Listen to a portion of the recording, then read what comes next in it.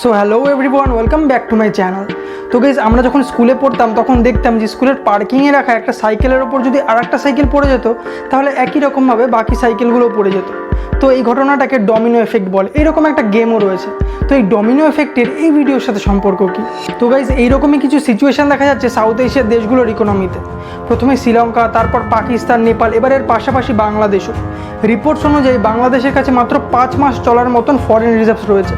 দেশে পেট্রোলের দাম 50%-এর থেকেও বেড়ে গেছে। যদি পরোক্ষভাবে দেখি তাহলে পৃথিবীর অনেক দেশেরই অর্থনীতি খারাপ পরিস্থিতিতে রয়েছে। তো সাউথ এশিয়ায় ভারতের পর সবথেকে বড় ইকোনমি হলো বাংলাদেশে। তো আজকের ভিডিওতে দেখব যে বাংলাদেশের ইকোনমিক ব্যাকগ্রাউন্ড কীরকম ছিল, আর বর্তমান ইকোনমিক সিচুয়েশনটা কী, যার জন্য ইকোনমিক ক্রাইসিস দেখা যাচ্ছে। আর তারপরে দেখব যেটা নিয়ে অনেকেই কথা বলছে না, যে বাংলাদেশ এখান থেকে রিকভারি কীভাবে করবে। তো ভিডিওটা শেষ পর্যন্ত দেখো, তাহলে পুরো ব্যাপারটা বুঝতে সুবিধা হবে। Let's start the video. তো বন্ধুরা, প্রথমে দেখি যে বাংলাদেশের ইকোনমিক ব্যাকগ্রাউন্ড কেমন ছিল। তো 1971 সালে স্বাধীন হওয়ার পর থেকেই বাংলাদেশ অনেক আপস অ্যান্ড ডাউনস দেখেছে। দেশের প্রাইম মিনিস্টার শেখ মুজিবুর রহমানের অ্যাসাসিনেশন থেকে শুরু করে হুসেন মোহাম্মদ ইরশাদের একনায়কতন্ত্র পর্যন্ত।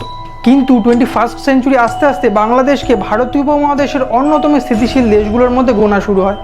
দেশের উর্বর জমি ও একাধিক বাণিজ্যিক বন্দর, তার পাশাপাশি সুলভ ও দক্ষ শ্রমিক বাংলাদেশকে ধীরে ধীরে আর্থিকভাবে সশক্ত করে তুলেছে। আজকে ভারতীয় উপমহাদেশে ভারতের পর সব থেকে বড় ইকোনমি হলো বাংলাদেশে। ওয়ার্ল্ড ব্যাংকের তরফ থেকে বাংলাদেশকে অন্যতম মডেল বলা হয়েছে দারিদ্রতা কমানোর দিক থেকে। এক্সপার্টসদের মতে 2041 পর্যন্ত বাংলাদেশ একটা ডেভেলপ কান্ট্রি হয়ে উঠবে। আজকে বাংলাদেশের পার ক্যাপিটা ইনকাম ভারতের পার ক্যাপিটা ইনকামের থেকে $280 বেশি। যদি সাধারণভাবে বলি তাহলে আজকের দিনে একজন সাধারণ বাংলাদেশি 22,000 টাকা বেশি আয় করে একজন সাধারণ ভারতীয় তুলনায়।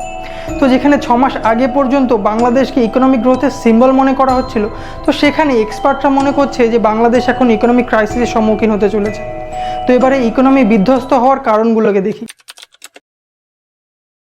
তো প্রথম কারণ হলো দেশে বাড়তে থাকা বাজার দর।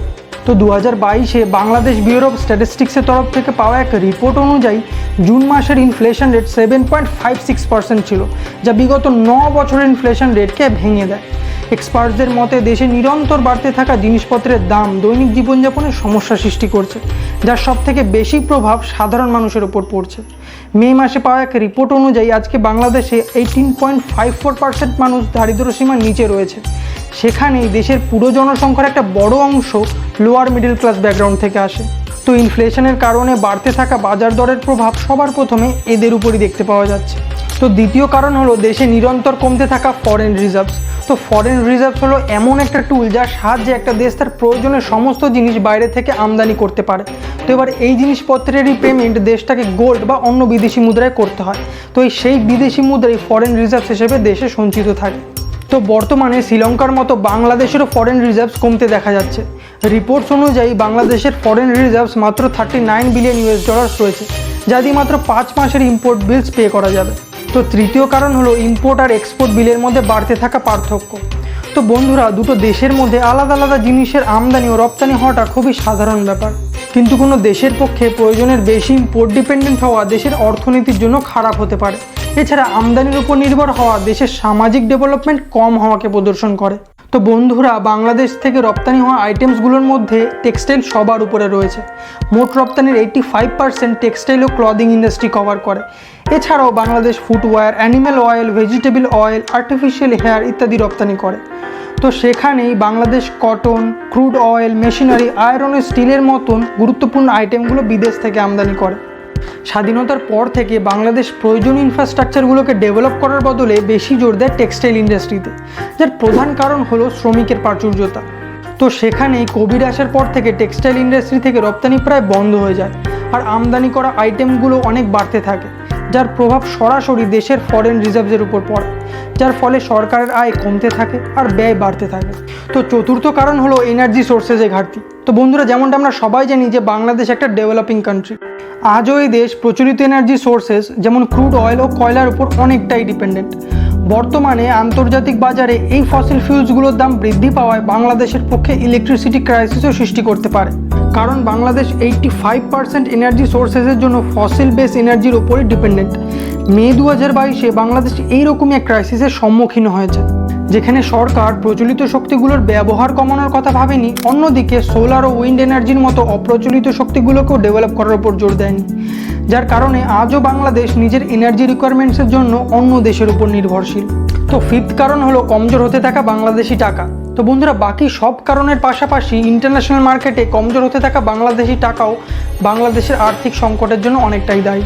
যেখানে আগস্ট 2017-তে $1 সমান ছিল 78 বাংলাদেশি টাকা, সেখানে 2022-এ $1 সমান 94 টাকা হয়ে গেছে। নিরন্তর পড়তে থাকা বাংলাদেশি টাকা ইম্পোর্ট বিলসগুলোকে আরও বাড়িয়ে দিচ্ছে, আর ঠিক এমনটাই দেখা গেছিল শ্রীলঙ্কার ক্ষেত্রেও। তো বন্ধুরা, আমরা দেখলাম যে বাংলাদেশের ইকোনমিক ক্রাইসিসের কারণগুলো কী কী। তো এবার দেখব যে এই ক্রাইসিস থেকে রিকভারির উপায়গুলো কী কী।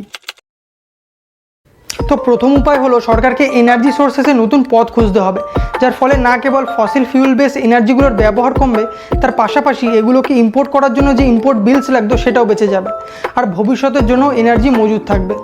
বন্ধুরা, বাংলাদেশে নিরন্তর লোনের পরিমাণ বেড়েই চলেছে। তো এই লোনের টাকাকে সঠিকভাবে খরচ করতে হবে, যেমন ম্যানুফ্যাকচারিং সেক্টর, এনার্জি সেক্টর আর ইনফ্রাস্ট্রাকচার তৈরি করতে হবে। এবার এই সেক্টরগুলো থেকে যে টাকা আসবে সেটা দিয়ে লোন অটোমেটিক্যালি শোধ হয়ে যাবে। তো তৃতীয় উপায় হলো সরকারকে নিজের রেভিনিউ জেনারেট করার জন্য নতুন পথ খুঁজতে হবে, যার প্রভাবে রপ্তানিও বাড়বে আর সাথে সাথে ফরেন রিজার্ভসের ঘাটতিও কমবে। এছাড়া দেশের রাজনৈতিক পরিকাঠামোর উপরও নজর দিতে হবে, কারণ কারাপশন ইন্ডেক্স অনুযায়ী 180টা দেশের মধ্যে বাংলাদেশের স্থান 147তম। তো রাজনৈতিক স্থিতিশীলতা তৈরি করাও একটা গুরুত্বপূর্ণ কারণ। তো বন্ধুরা, আজকের ভিডিওতে আমরা বাংলাদেশের ইকোনমির বিভিন্ন দিকগুলোকে দেখলাম। আই হোপ ভিডিওটা তোমাদের ভালো লেগেছে। যদি ভালো লাগে তাহলে বন্ধুদের সাথে শেয়ার করো, চ্যানেলটাকে সাবস্ক্রাইব করো এইরকমই ভিডিওস বিভিন্ন টপিকে দেখার জন্য। দেখা হচ্ছে নেক্সট ভিডিওতে।